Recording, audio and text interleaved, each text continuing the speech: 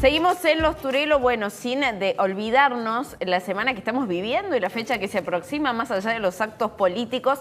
Se viene el 25 de mayo en Córdoba. ¿Cómo fue realmente esa fecha en 1800, precisamente en 1810? Bueno, tenemos a dos especialistas que seguramente los habrán visto.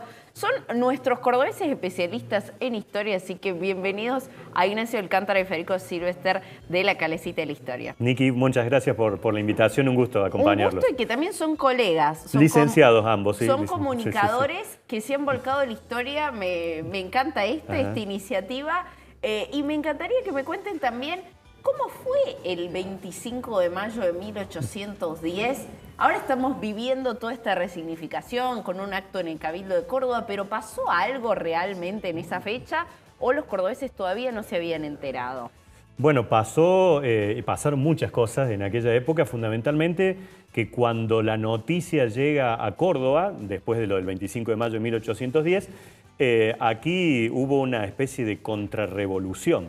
Y la noticia llega después del 25. Bastante, el 28 aproximadamente fue que llegó el primer enviado, que llegó creo que más rápido que lo que llega el tren hoy. Muy bien, más o menos, ¿no? Estuvo muy bien la rapidez, pero claro, el 25 de mayo la gente vive normal. Digamos, lo primero que tenemos que tener en cuenta, que es algo que nosotros tratamos de hacer mucho, es contextualizar. La ciudad en aquel momento estaba todavía en las 70 manzanas fundacionales. ¿Sí? Sería, ¿qué parte de la zona céntrica? El casco céntrico, la ciudad de Córdoba, se funda con un sistema que es el de damero o de cuadrícula, 1573, 6 de julio, Jerónimo Luis de Cabrera, con dos grandes márgenes naturales, el río Primero y el arroyo de la Cañada, que tarda mucho tiempo en poder atravesarlos, en poder sortearlos y comenzar a crecer. En 1810, 200 años largos después de la fundación, todavía estaba en esa misma superficie original, con las instituciones prácticamente que habían sido parte de aquella época colonial, de la primera época, con el Cabildo, con la plaza, con la catedral, con lo que hoy es la manzana jesuítica. Y es lo que estamos viendo, una imagen que nos despertó dudas, porque decimos, ese es el Cabildo de Córdoba, con esa cúpula, el reloj. ¿Así era el Cabildo? ¿Realmente tenía esa cúpula que hoy no la observamos? No en el origen, digamos, pero sí luego tuvo una etapa con esta cúpula, esta torre central, el Cabildo de la ciudad, hasta que, bueno, por decisión un poco de los vecinos que lo veían como fuera de lo que era la arquitectura, llamémosle más original, se decidió bajar y sacar esa cúpula. O sea, los mismos cordobeses decidimos bajar la cúpula, que yo disiento con los cordobeses, pero bueno, en ese entonces habrán sido otras las preferencias. Con el reloj, que en muchos de estos espacios era la hora oficial, digamos, era la catedral, era el Cabildo y algunos otros lugares en donde particularmente encontramos esos relojes que funcionaban además en aquella época. El Cabildo, como lo vemos hoy, es una obra finalizada por el Marqués de Sobremonte, que fue gobernador intendente, cuando todavía era en un solo cargo los dos poderes. Él es quien le da esa impronta más monumental al Cabildo. Como decía Nacho... Más europea, sí. El primer Cabildo era una institución, digamos, hecha con materiales muy rudimentarios, con madera, mucho más pequeña. Sí servía como un centro de decisiones políticas, económicas.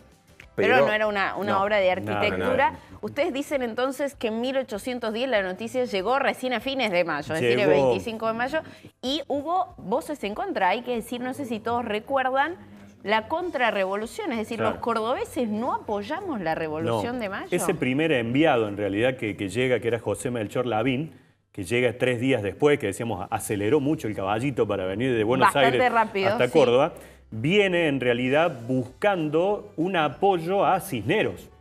¿Y quién encuentran? Sabían que en Córdoba, después de que la Junta había puesto a Cisneros como responsable al frente del virreinato, lo encuentran. Cisneros era obviamente el que estaba en contra de la revolución. Claro, y al que lo querían echar en el 25 de mayo.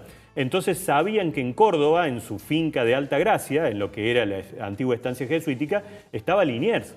Entonces, ¿qué dicen? ¿Qué mejor que mandar rápido a alguien a Córdoba para ver si podemos armar una contrarrevolución y podemos quedarnos nosotros en el poder y seguir respondiendo a la corona española. Es decir, frenar lo que había ocurrido en Buenos Aires, exactamente. ¿Y cuál fue la respuesta de Liniers de Córdoba? Bueno, el enviado de Cisneros tiene, entre comillas, la mala fortuna que cuando llega a Córdoba, al primero que se lo comenta es a Gregorio Funes, al Deán Funes. Sí, Deán Funes. Que era prácticamente el único habitante de la ciudad que sabía de esta revolución, porque él había ya viajado a Buenos Aires, había sido rector del Colegio Montserrat, rector de la universidad, y él apoyaba la revolución. Deán Funes estaba a favor de lo que había sucedido el 25 de mayo. Por eso, Deán Funes pone, digamos, a noticia al Cabildo de aquí de Córdoba, la gobernación de Córdoba, el gobernador de Córdoba era un señor Gutiérrez de la Concha, al jefe de la milicia, a algunos vecinos notables que estaban también en contra de la revolución.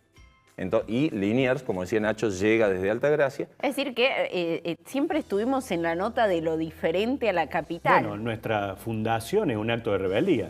En su momento Jerónimo Luis de Cabrera funda Córdoba, pero lo habían mandado a hacer otra cosa, ¿no? Nos sorprende que hayamos, digamos, no apoyado la Revolución de Mayo y que Liniers, bueno, no sé si fue el hecho que lo llevó al fusilamiento, totalmente, al trágico final. El 25 de mayo de 1810 en Córdoba no pasó absolutamente nada. No pasó absolutamente nada. El acto del presidente, digamos, es en el lugar incorrecto. No, o es en la búsqueda de su propia revolución, quizás. Eso no lo habíamos pensado. Tiene que ver más con cuestiones y decisiones políticas absolutamente actuales. Pero en aquel momento en Córdoba no pasó absolutamente nada porque la población, estos 700 kilómetros hacían imposible la rapidez de las noticias y en ese momento el cordobés siguió con sus actividades normales. ¿Cuál era la vida de Córdoba? ¿Cómo era la vida de Córdoba en 1810? Había dos grandes instituciones. Una, digamos, la vida religiosa y militar y por otro lado ya la vida universitaria. La universidad fundada en 1613 son los dos grandes ejes, las dos grandes instituciones sobre las cuales la ciudad se fue desarrollando. De hecho, Córdoba es Córdoba de las Campanas por la iglesia. Y Córdoba la Docta por la universidad. ¿Quiénes iban en ese momento a la Universidad Nacional de Córdoba? Grupos absolutamente cerrados, familias de la alta sociedad. Es decir, que la sociedad estaba dividida en ese entonces. Sí, claro. Y esto, fíjate que dura en la universidad hasta casi 1918, cuando la reforma universitaria termina de romper toda esa élite que eran los estudiantes, los profesores y que pertenecían casi todas a una misma familia. Y fundamentalmente varones. Después hubo una etapa donde entran las mujeres, ¿no? No había mujeres. Claro. Muy pocas. Es decir, que era una Córdoba bastante conservadora en 1810, en esa época. ¿Cuáles son los edificios? Ustedes mencionaban, estaba el Cabildo con esta cúpula en 1810. No, todavía la cúpula es posterior. Esto es posterior. Sí. Estaba la catedral. Sí. Estaba la manzana jesuítica, como la conocemos hoy, bueno, con los edificios históricos que la conocemos hoy. La manzana jesuítica sí, con algunas modificaciones, porque después, digamos, durante el siglo XVIII y XIX, incluso en el caso, por ejemplo, del Colegio Montserrat, también en el siglo XX, hubo algunas reformas edilicias. Y después, no mucho más. La iglesia de San Francisco. Claro, iglesias. Claro. Y la ciudad, digamos, quienes vivían en la ciudad de Córdoba vivían en esas 7 manzanas que ustedes están comentando. 70, perdón. 70 alrededor de la plaza O sea, vivían en la zona céntrica de la ciudad. Claro, nada más. Donde están los barrios no había nada. No. Y donde estaba Liniers, que era Altagracia, era como estar en una zona muy retirada. Absolutamente. Solo la estancia, el Tajamar y no mucho más. Vos fíjate, los barrios que se llaman fundacionales, digamos, los barrios San Vicente, General Paz, son del 1860 para acá.